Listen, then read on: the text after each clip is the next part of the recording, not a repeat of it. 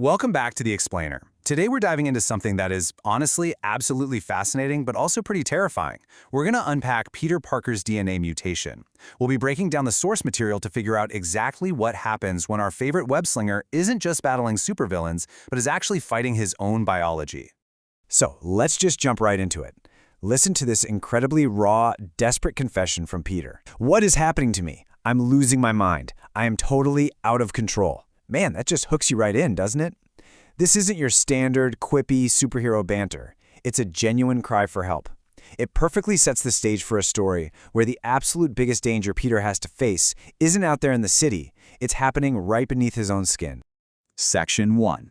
The Mutation Crisis, a Biological Meltdown. Right off the bat, we are moving way past your typical superhero problems here. Peter's very genetic code is shifting into something totally unrecognizable. The core issue? His DNA is mutating.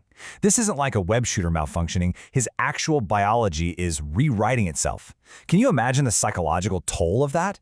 Just knowing that the very cells in your own body are rebelling against you, fundamentally changing who and literally what you are. And you can see how his panic escalates step by step. First, you have the cognitive dissonance, right? He feels like he's losing his mind. Second is the terrifying physical reality that he is out of control. And finally, it all culminates in this frantic urgency. He has to fix it, right now. This sequence just brilliantly captures how fast he realizes he's becoming a walking hazard to himself and, honestly, to everyone around him. Section 2. Science of the Monster, Finding a Cure. So, how in the world do you go about fixing a complete biological meltdown? Well, you go to an expert, someone who intimately understands the heavy burden of being a so-called monster. Peter actually seeks out Dr. Bruce Banner and begs him, "You found a way to suppress mutating DNA, right?" He's not looking for a quick pep talk here. He wants a hard, scientific off switch. He is desperate to hit pause on this genetic evolution before it just completely eats away his humanity. But as you might expect, Banner doesn't just hand over a magic pill. Instead, he hits Peter with a massive philosophical dilemma. Let's just pause and really chew on this question for a second. How would you decide what parts of nature are good or bad? Banner is basically forcing Peter to realize that you can't always just cherry-pick your own biology. Nature just isn't neatly sorted into good and bad boxes that you can easily sift through. Which brings us to the ultimate biological dilemma. Can Peter surgically remove the terrifying, monstrous aspects of his mutation without accidentally throwing away the good stuff? Like, if he tries to completely suppress this mutation, does he lose the very powers that make him Spider-Man in the first place? It is a huge, high-stakes gamble with his entire identity. And just to hammer home how incredibly deadly the stakes are if he fails to contain this, Banner leaves Peter with a super chilling warning about his own control mechanism. He says, "If you see me with this off, run." That really underscores the absolute terror of Peter's situation. I mean, if a genius like Banner is still living on a razor's edge of control, what kind of hope does Peter have while his own DNA is completely spiraling? Section 3. An invisible new threat, a massive danger. Because, a superhero's life is never simple, right? This terrifying internal mutation happens to completely collide with a massive external danger. We get some hard, digestible threat assessment data from a character named Metzger, and the situation is incredibly dire. The threat cannot be controlled, and it cannot be seen. But here's the real kicker. Peter is the only one immune to it, and he is the literal only one who can even sense it. Metzger lays it out plainly. It appears we're faced with a threat we can't control. Just put yourself in Peter's shoes and think about the extreme isolation he must be feeling here. Imagine being the one and only person immune to a threat that literally nobody else can even see. You are the sole line of defense for the whole city, and you have to fight that invisible enemy while actively battling a terrifying monster inside your own DNA. The pressure is just unimaginably intense.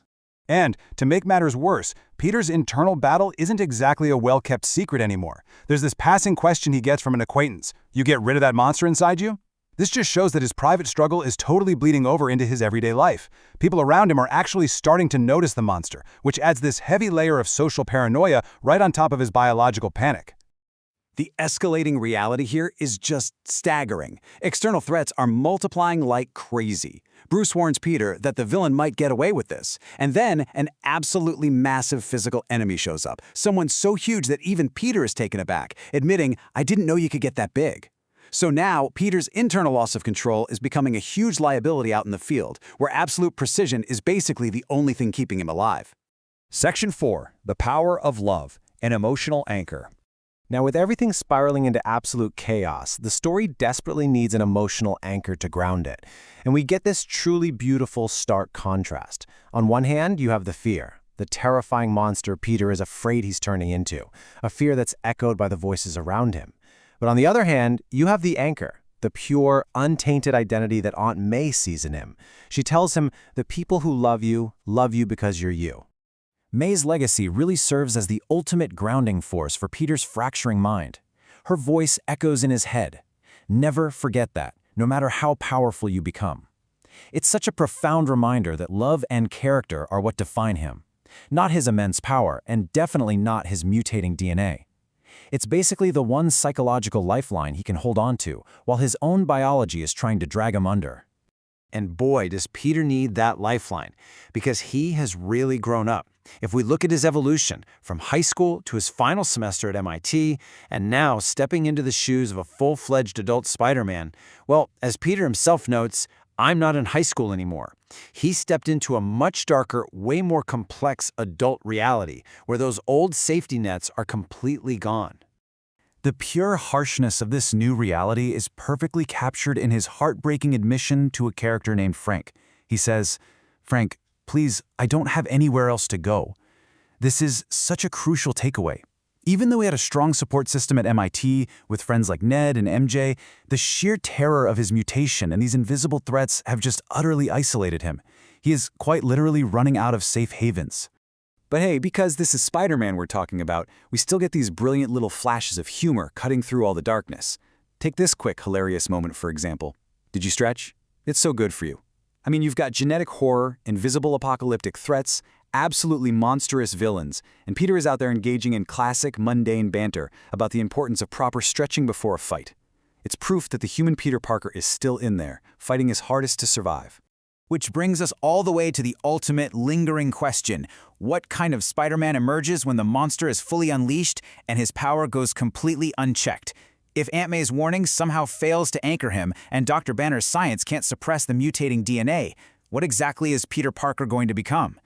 It is a genuinely chilling thought to leave you with. Thank you so much for joining me for this explainer today. Keep asking those big questions, and I'll catch you in the next one.